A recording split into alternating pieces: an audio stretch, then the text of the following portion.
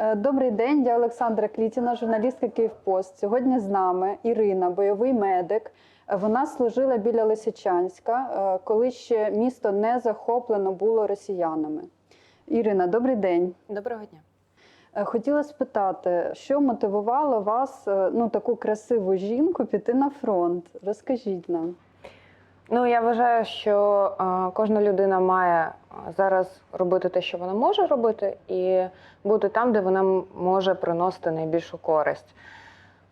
Я зі своєї сторони ще до війни займалася волонтерською діяльністю, надавала першу домедичну допомогу в складі волонтерської організації «Мотохелп». Я вважала, що я піду служити, піду в ТРО, і я буду медиком, буду надавати допомогу. Так і сталося, в принципі.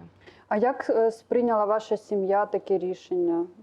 Я в ТРО пішла читати тренінги по домедичній допомозі, щоб навчити хлопців, щоб вони знали, як користуватись турнікетами, як користуватися аптечкою, яку їм видають. І в певний момент один з підрозділів сказав: «О, тепер нам спокійніше буде там іти». Я кажу: «Так забирайте мене, ще спокійніше буде». І вона каже: «Да, так можна?» Я кажу: «Да, можна». І я просто чоловіку написала, що мене забрали в ТРО. Він написав: «Я так і думав», хоча він не хотів. Чоловік розуміє, в принципі, моє рішення. І не скажу, що він дуже задоволений тим, що я служу і ризикую життям, але він з великим розумінням ставиться до цього. То він вас очікує з фронту, да? Факто так. Да. А скажіть, ви фактично були на передовій, були обстріли російської артилерії. Це, мабуть, дуже було страшно. Як от перший раз ви це сприйняли? Можете розказати?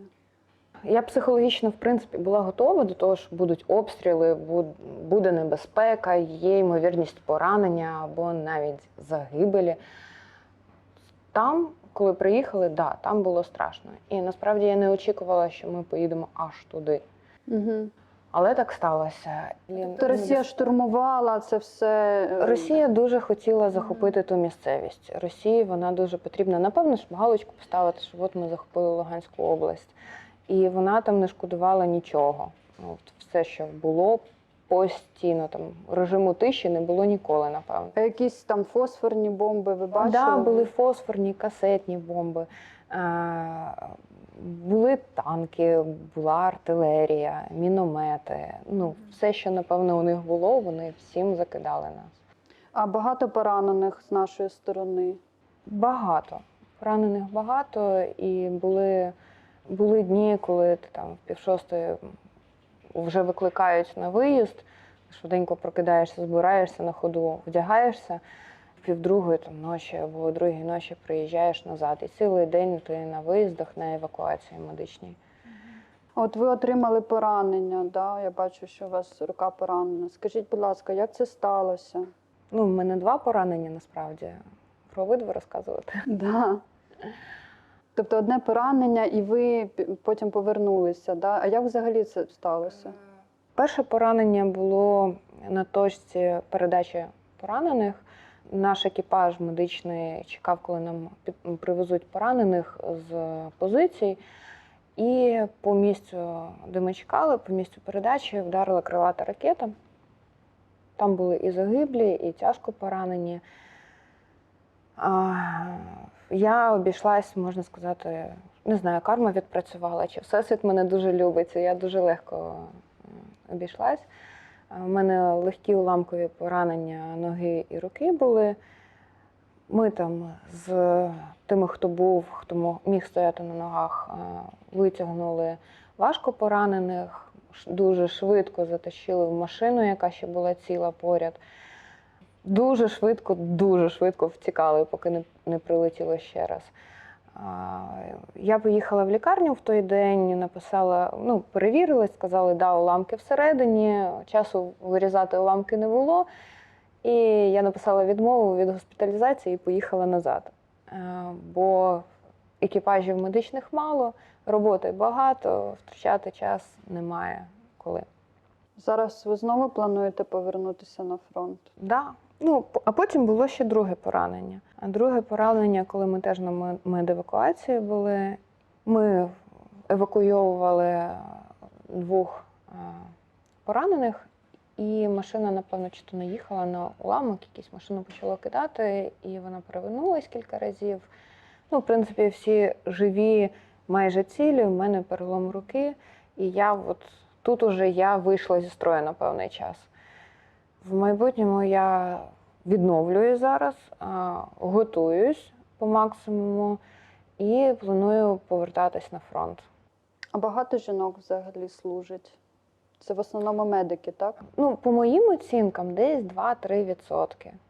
Ну, може, трошечки більше, з того, що я бачила. В основному медики. Дуже часто, дівчинка військова іде в медики. Ну, тобто є якесь ставлення, да, таке? Таке ставлення ще трошки залишилось. Ну, я і сама стикалась з цим не раз, коли там казали: ой, да ти ж дівчина, тобі треба, умовно, дітей народжувати і вдома за кухнею стояти, за плитою. Стикаєшся з цим, але зараз конкретно в моєму підрозділі взагалі ніяких проблем з тим, що я дівчина, що я там слабша, ще щось подібне немає. А от сьогодні була новина, що Міністерство оборони зараз має репрезентувати нову жіночу форму. Тобто, що ви про це думаєте? Ну, треба дивитись, що за форма. Для мене найбільша проблема – це з розмірами. Через те, що найменший розмір, який там можуть мені зараз знайти, він на 2-3 розміри більше, ніж мій. Напевно, не передбачається зараз, що там жінки маленькі з невеликими розмірами будуть служити. Тому чекаємо нову форму. Ну, мені здається, сукня не дуже буде практична в цьому випадку. Добре, в мене ще таке питання. Скажіть, чи вистачає медикаментів чи там медичного обладнання? Які є потреби на фронті? В першу чергу турнікети, перев'язка, кровозупинні засоби. Ну, так зараз така у нас ситуація, що дуже багато через волонтерів. Здебільшого все через волонтерів. Там, я з своєї сторони свою зарплату ЗСУшну, як там кажуть, куди витрачаються гроші. Ну, в мене дуже багато моєї зарплати пішло саме на медикаменти, на забезпечення свого підрозділу. Щоб у них були турнікети, щоб у них була перев'язка, кровозупинні медикаменти, та навіть там вдарився десь, треба ж чимось помазати, умовно. Батальйон теж частково забезпечує, але це дуже невеликий відсоток від того, що потрібно. Тобто волонтерська допомога потрібна? Без волонтерів я не знаю, як взагалі військовослужбовці жили б, і це взагалі наче... Тобто ви медик, ви донор, ви волонтер. А скажіть, ви зараз збираєте на щось кошти в даний момент? Коли я отримала поранення, машина, на якій я їхала, моя медична машина для евакуації, вона вщент просто розбилася. І зараз, поки я відновлююсь, я збираю гроші на нову машину, для того, щоб коли рука заживе, облаштувати машину і знову працювати в цьому напрямку. А скажіть, чи були якісь кумедні випадки на службі, якщо таке траплялося? Не знаю, чи можна це назвати кумедним випадком. Коли я отримала друге поранення, коли машина перевернулася, ми везли 2 хлопців з контузією. Якраз покапати, бо голова болить. Вони цілі, там, ушиби, вилізли з машини такі. Поїхали покапати із контузії, ще додатково додали цього всього. Ну, взагалі, який бойовий дух серед бійців? Тобто, чи тримаються там наші? Тому що в Росії ж такі сили серйозні, да? Тобто я читала, що біля Лисичанська це було співвідношення 1 до 10, да, наших сил і російських. Тобто, який моральний дух нашої армії? Все правильно. Російські сили, вони дуже переважають. І там дуже складна ситуація була, дуже складна обстановка, дуже важко. Але я не знаю, на чому тримаються наші Збройні Сили, наші хлопці. Я настільки захоплююсь ними.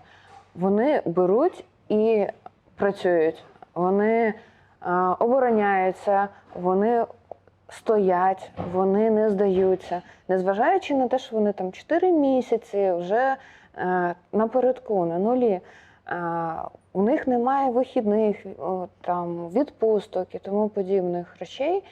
Вони беруть і працюють. І роблять це якісно. Вони втомлені, але не жаліються. Просто треба, значить треба.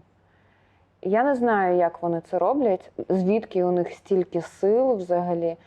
Але, ну, не знаю, цю націю не перемогти, напевно, з такими воїнами. Ви знаєте, Ірина, ви захоплюєтесь ними, я захоплююсь вами, чесно кажу. З такими жінками нас точно не перемогти. Дуже дякую вам за це інтерв'ю. І вам дякую.